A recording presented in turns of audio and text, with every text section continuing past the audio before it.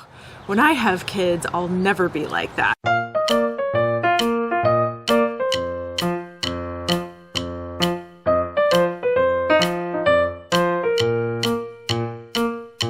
Hi guys, it's Amanda and I got my sidekick Alex with me. Thanks for joining us today. If you're new here, welcome to my channel. Today I wanted to talk about something that I think every single mother on earth can relate to, and that is swallowing your mama pride. So if you're anything like me, you probably had a lot of ideas about how you wanted to parent once you had kids. And I think that this is a pretty common phenomenon. You know, you see somebody in the grocery store with a screaming child and you think, oh, when I have kids, I'll never be like that. When somebody who has, you know, a 3 or 4 year old who isn't potty trained yet or is still sleeping in their bed at night, and I'm like, oh, I'll never do that. Or you see a kid that's really picky eater and I'm like, oh, well, I'll never let my kid get away with that. And then reality sets in.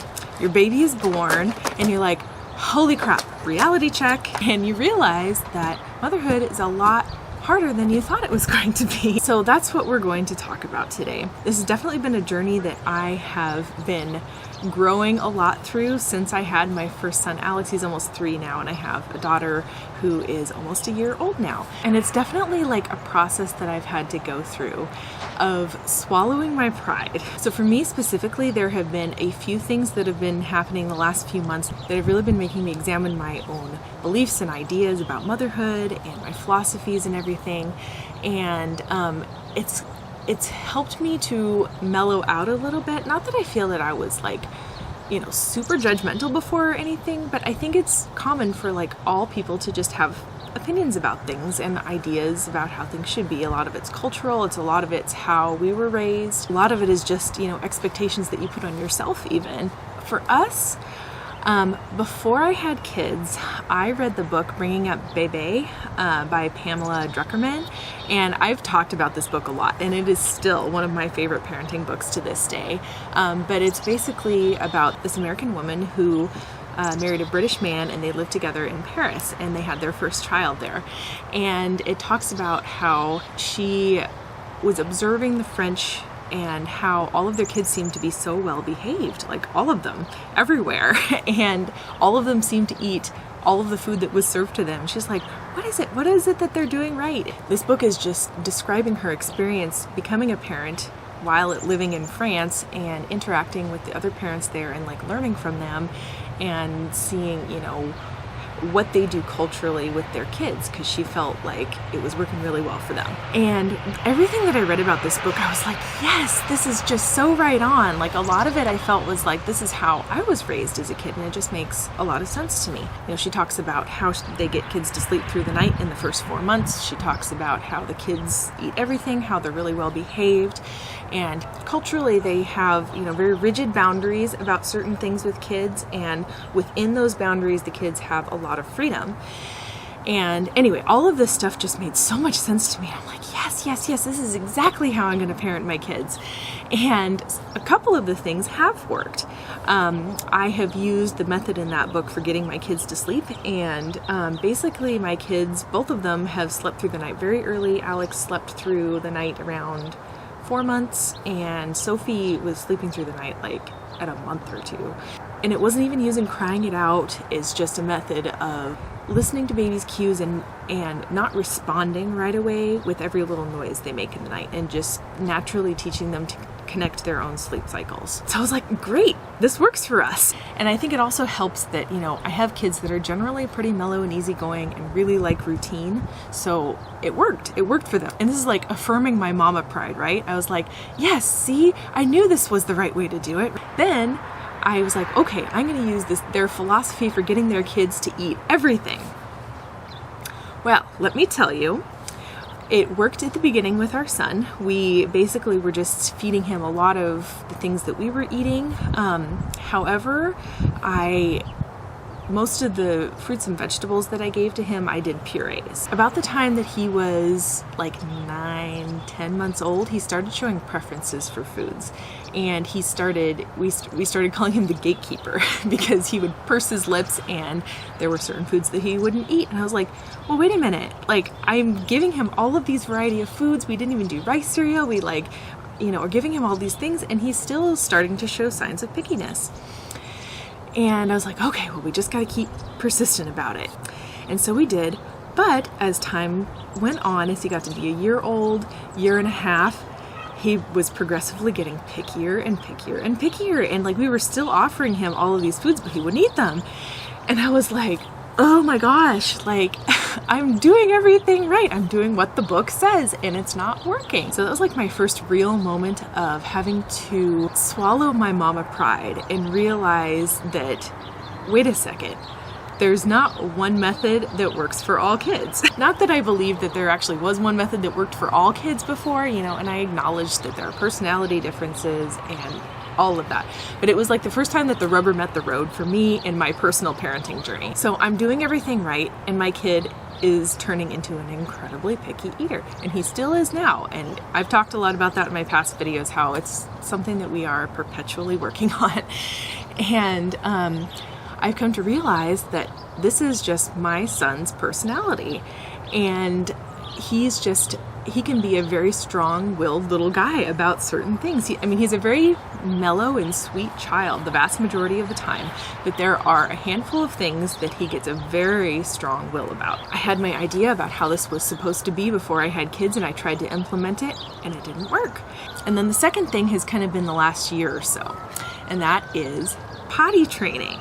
This was another thing that I remember before being a mom. I was like, oh, I feel like this is such a cultural thing with disposable diapers. It's so much easier for kids to just stay in diapers forever because they can't feel it, they don't notice it. And I remember thinking, before I had kids, I'm just going to do elimination communication first of all.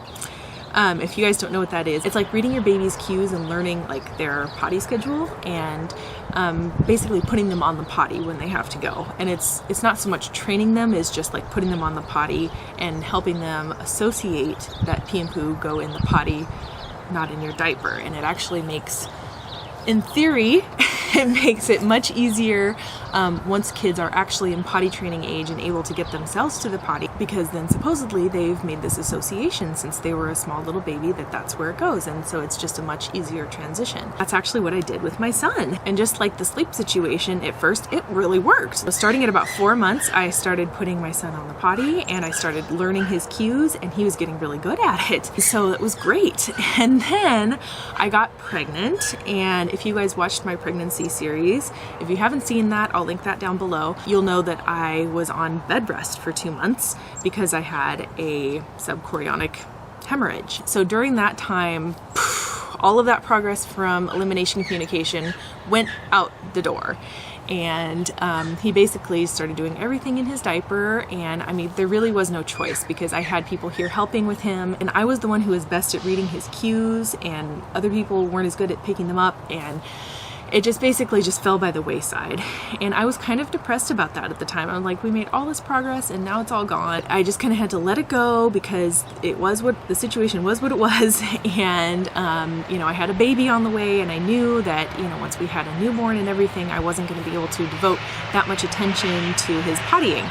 And so I decided, okay, we'll just let it slide. We'll let him do diapers again for a while. And then once we had our daughter and she'd been around for a few months and we kind of gotten ourselves into a schedule and a routine, then I would try doing the 3-day potty training method. And you can check that out on my channel below. I made a whole video series about our 3-day potty training process. Here I was being idealistic about it again. I was like, yes, I've read about people this works so well for, like these kids train in 3 days and then they're done with potty training. Let me say, it worked halfway. Our son basically got number 1 down, but he never ever got the number 2 down. Then I was like, oh, my ideal failed again. I was doing everything by the book and it didn't work. It only partly worked. And so then fast forward to just this last couple weeks, my son started really regressing with his potty training. Like a month ago, he was actually doing really well and staying dry the vast majority of the day. There'd be every once in a while he would have a pee accident, but the vast majority of the time he was staying dry. But then all of a sudden he was like starting to wet his pants all day long. Like he was never dry. This started happening for like a week straight. And I was like, what the heck is happening? Like, we had made all this progress and all of a sudden it's like we're back at square one. I was like, what the heck is happening? We have put so much effort into his potty training and here he is basically as if we had never potty trained. He was doing all of his pee and poo in his pants. I'm like, what? Like with the food, it was just this humbling moment. And I was like, okay, I did everything I was supposed to do and my child had different ideas. I was losing sleep over it and I was like talking with my husband about it. I was like, maybe we should just give up because like I was doing some reading about some kids who had done the same thing except for it was like major regression for like months at a time. They just basically regressed back to being a baby. And I was like, well, maybe we just need to just completely go back to diapers and try the boot camp again when he's like 3.5 or something. Cause like, I just was so discouraged and just like really down in the dumps about it. And then I did a little soul searching about it and I talked with my husband about it quite a bit. And he's like, you know, Amanda, like just because there's this one setback doesn't mean that we have to completely start from scratch. This is pretty standard for potty training. Like we've read that normal, you know, conventional potty training can take up to a year. And, you know, we've been doing it for like 6 months or something. And it's also normal for kids to have regressions and then come back again. I had to like do a little soul searching and examining and realize why is it that I am so upset about this?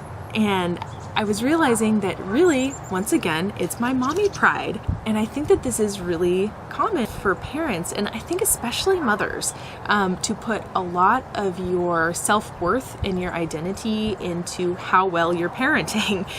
And I was like, I need to cut this out, seriously, because like after a little bit of prayer, I was realizing God gives us grace. Why am I not giving myself grace? You know what? I really need to just take a step back and realize that my almost 3-year-old, he's just a human just like everybody else, and he's doing his best, and he's not perfect, and it takes a long time to learn to do new things sometimes, especially with my little guy's personality. Like big changes are hard for him, and you know, I'm asking him to do this big change in his life and doing all of this new potty. Yeah.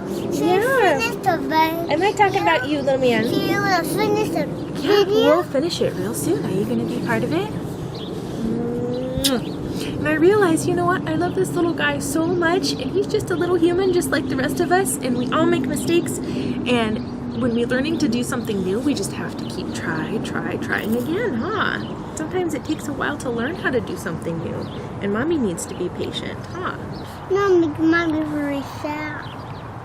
Yeah, mommy was feeling a little sad about it the other day, huh? But now mommy's feeling much better, huh? So lo and behold, today, he's been staying dry the entire day again. So it's like he went through this like 1 or 2 week regression, and now he's back to where he was before. So I'm so glad that I didn't just completely give up. And I'm just like, okay, this is something that requires endurance and grit. And that's just how life is sometimes, you know? So all of this is to say, those were just my 2 main examples of how I have experienced my encounters with mama pride along my parenting journey. Motherhood is really a humbling journey, am I right? Thumbs up if you have had a similar experience of just being humbled by motherhood.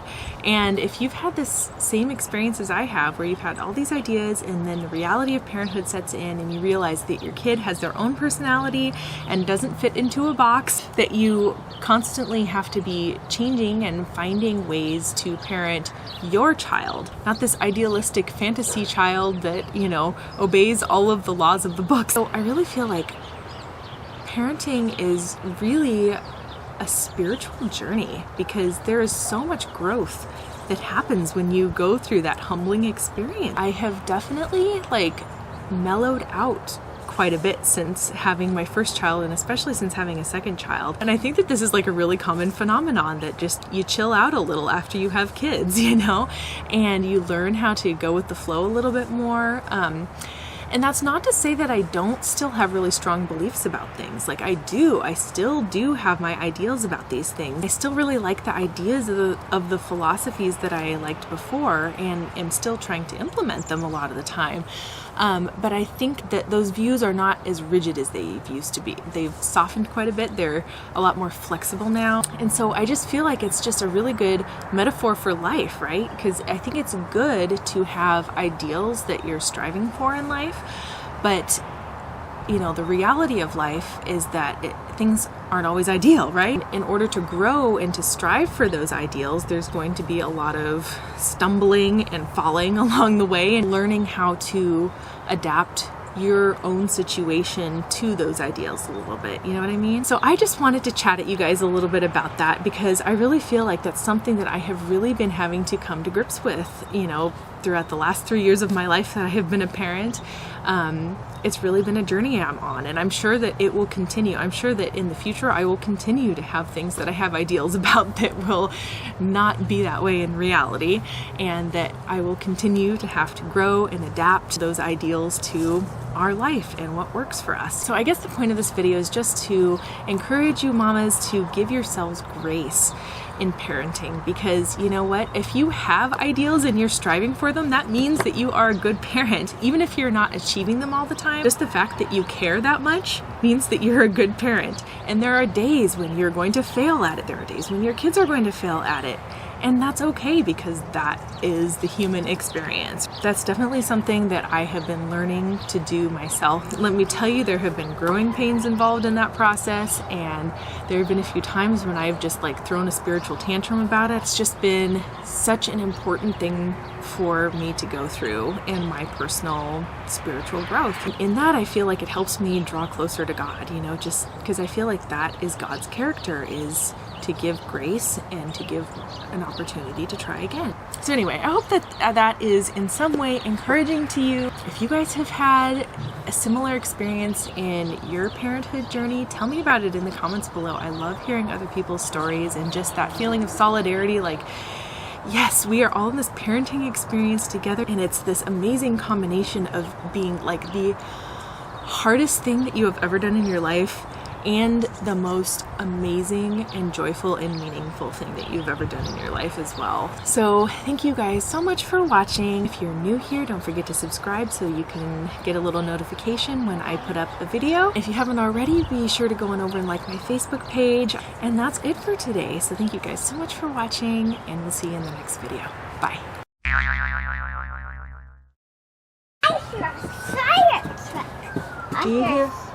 Do you hear the siren? You hear a fire truck? You hear a siren? I do. Want to sit up here and make a video with me? Alright. Do I want to lunch at a picnic table? You already had lunch, silly. Natural birding. Mommy's hand. You holding my hand? Okay. Okay, why don't you go run around and play? No, no, no. Don't touch. Don't touch. Alex, you can go play. Good boy. Sandbox? You want to play in the sandbox? And, are you making faces? Are you making faces in there? Oh my goodness, you're a silly little man. Be quiet for a minute so Mommy can talk, okay? Okay, if you want to... Space Needle. If you want to be loud, you can go be loud in the yard, okay? Do you want to go run around some more and be loud? Or do you want to sit here and be quiet with Mommy? Quiet with Mommy. Okay, then you have to have quiet voice, okay? Oh, okay, that means you want to go play in the yard. Are you talking about a tree? Are you talking about a tree? We have lots of trees here. And now, Okay, seriously, you need to be quiet. You little stinker. You little stinker. Oh my goodness. Let's go play over here. No.